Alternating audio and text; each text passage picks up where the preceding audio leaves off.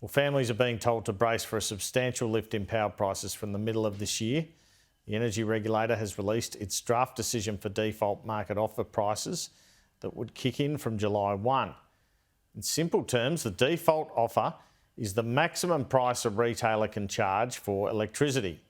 Victorians will cop it worst, with an expected hike upwards of 30% on your current bills. New South Wales, not much better, up 22%. While South Australians and Queenslanders will also be paying hundreds more.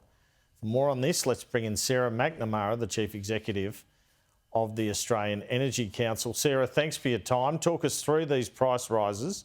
Why does Victoria have a higher rise than other states? Well, put simply, Victoria, the wholesale prices in Victoria came up a little bit later than they did in other states. So really, the higher prices generally are the result of a really turbulent time in the wholesale market. Victoria's got a bigger jump for this draft decision just because they had more wholesale price increases to pass through than they did in other jurisdictions. What would have happened without the policy the Albanese government put in place at the end of the year?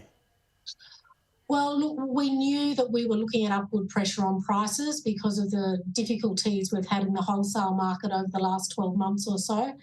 And it's hard to know with any certainty what an alternative proposition would have resulted in when it comes to the regulator's decision-making. But I think it's fair to say that the government's interventions into the coal and gas wholesale market have had a dampening effect on prices. What happens when the wholesale cap comes off? It's expected to last 12 months. Well, in the case of gas, there is a mandatory code of conduct which is currently being consulted upon, which is intended, I believe, to keep gas prices at a reasonable level. Really, though, it's too early to say exactly what will happen at the end of this 12-month period. And of course, what the regulator's saying today with their draft decision is not final.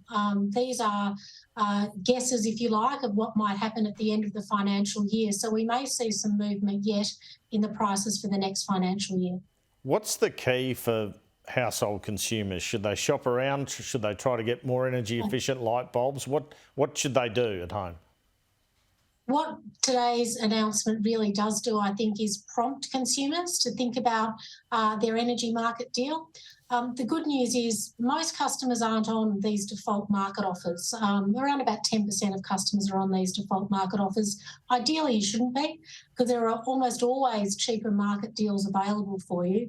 And what we suggest people do is to pick up the phone and ring your retailer today, or get online and look at one of the government's comparator websites and work out if you're on the cheapest available retail electricity deal for your circumstances, because there are still some good deals out there. And finally, the government's talked up this Rewiring the Nation policy, a huge investment in distribution, mostly involving the private sector. Do you think this will happen, this can happen?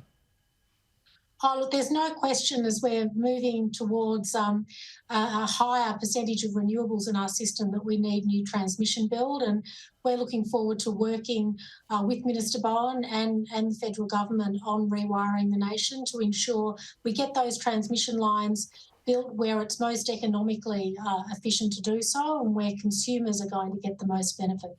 Sarah McNamara, Australian Energy Council, thanks for your time this afternoon. Thank you.